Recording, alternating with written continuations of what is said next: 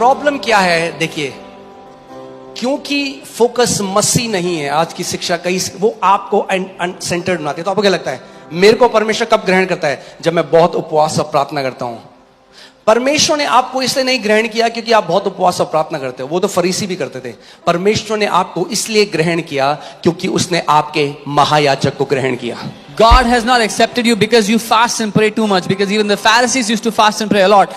God has accepted you because he has accepted your high priest. So now Jesus as high priest, जब पिता ने उसके बलिदान को ग्रहण किया और बलिदान के साथ महायाजक को ग्रहण किया, यानी हम सब अब ग्रहण योग्य हो गए। When the Father accepted the sacrifice, and with the sacrifice accepted the high priest, with the high priest he accepted all of us in him. Okay, now hear this. Let's come back. For we do not have a high priest who cannot sympathize with our weaknesses. क्योंकि हमारा ऐसा महायाजक नहीं है जो हमारी कमजोरियों में दुखी ना हो।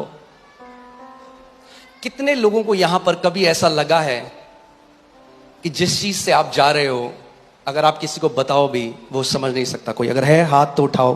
How many people? मुझे भी लगा ऐसा, सच बोलने की बात है। How many people? कभी आप ऐसे, तो बाइबल हमें बताती है हमारा एक ऐसा महायाजक है।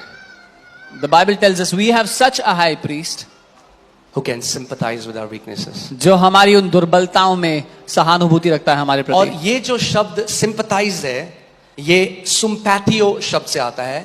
ये sympathize शब्द it comes from sympathio.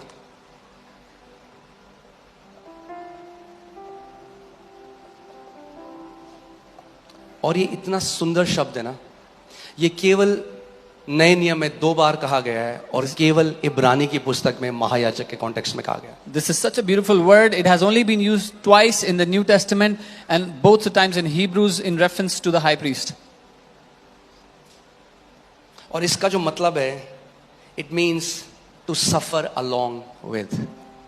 It means इसका अर्थ है साथ में सहना या साथ में किसी से सताव को ले लेना।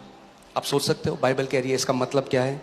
जब कभी आप किसी दुख से, जब कभी आप कभी बुरे टाइम से गए हो, जो आपने सहा है आपके महायाजक ने आपके साथ सहा है। That means the Bible is saying whenever you've been through a hard time in life, whenever you suffered something, your high priest has suffered with you. और ये जो शब्द वीकनेसेस है, ये शब्द फिजिकल वीकनेस के बारे में भी है, बीमारियों के बारे में भी है, ये मेंटल वीकनेसेस के बारे में भी है, ये कमियों के बारे में भी है। यानी अगर आप किसी दर्द में थे, किसी बीमारी में थे, वो दर्द केवल आपने नहीं झेला, आपके महायाजक ने वही दर्द आपके साथ झेला। And this word weakness includes your physical ailments, your mental torment, every pain and suffering you have ever suffered, your high priest has suffered with you. That's why Jesus is a great high priest. इसीलिए यीशु एक महान महायाजक है। Nobody can take his place. कोई उसका स्थान ले ही नहीं सकता।